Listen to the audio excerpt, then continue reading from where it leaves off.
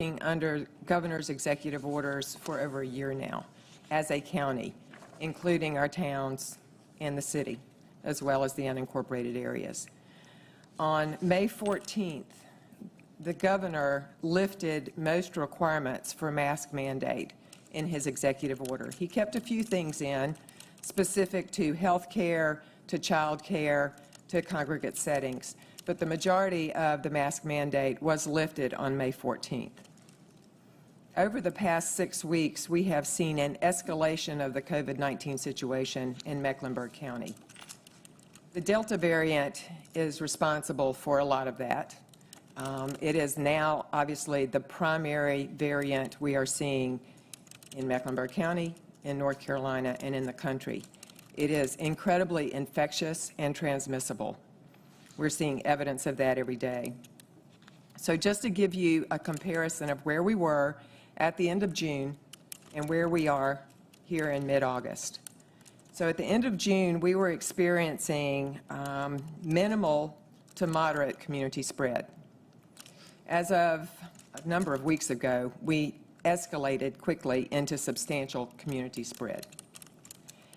Our cases went from 44 per day at the end of June to 473 per day in the middle of August.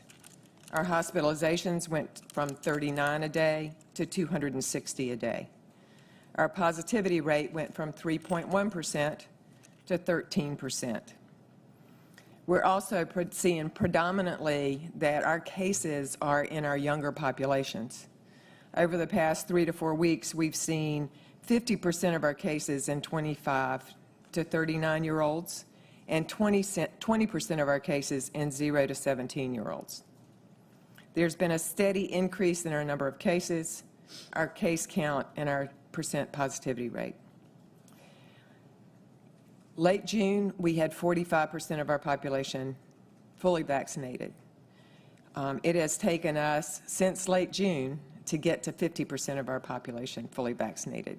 We are seeing increases in the number of people vaccinating. It is just not happening quickly enough. We know that our hospitals, as well as Meck, is feeling the strain of the increased cases, in addition to other situations that they're dealing with in people's health in Mecklenburg County.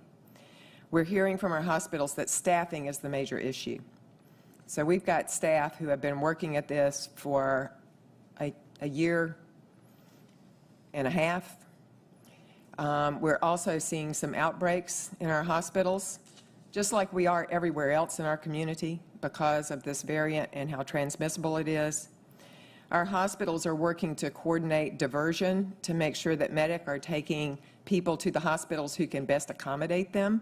So they're doing what they can in that area. Their emergency rooms are crowded right now. So at this point in time, they believe they have it under control. They believe they still have some options of increasing their capacity. So we're not at a level yet where we have to start considering other options, but we are in a situation where we need to get this under control so that it doesn't increase strain on our hospital systems. Just today, the CDC released 3 studies in the MMWR. What these studies are showing us is that there is, and I need you to listen to all of this, not just part of it, because if you get just the first part, you don't get the full story.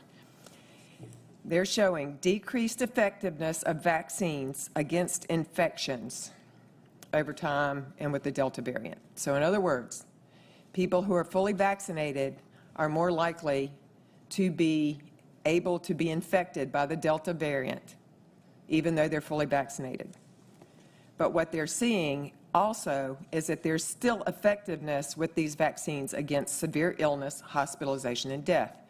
So these vaccines are doing what we need them to do. People who are fully vaccinated, who are becoming infectious, are seeing sometimes asymptomatic completely, sometimes, most often, not severe illness.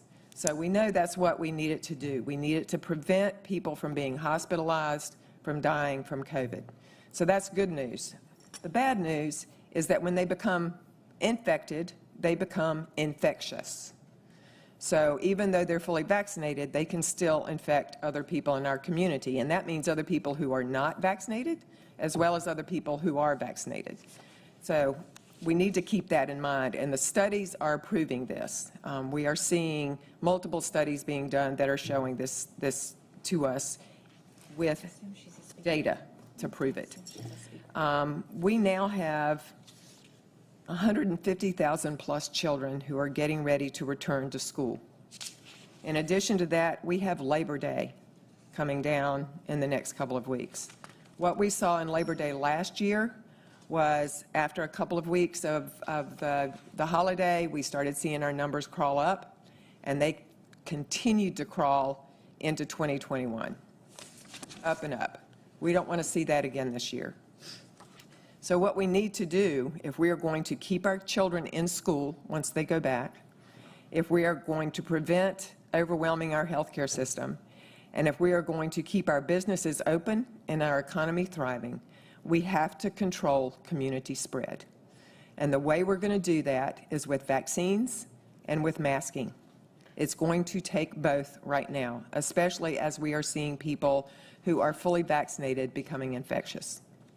So today what we are doing is recommending to this body, as the Board of Health, that we implement a rule that will require masking in all indoor public spaces in Mecklenburg County, the entire county.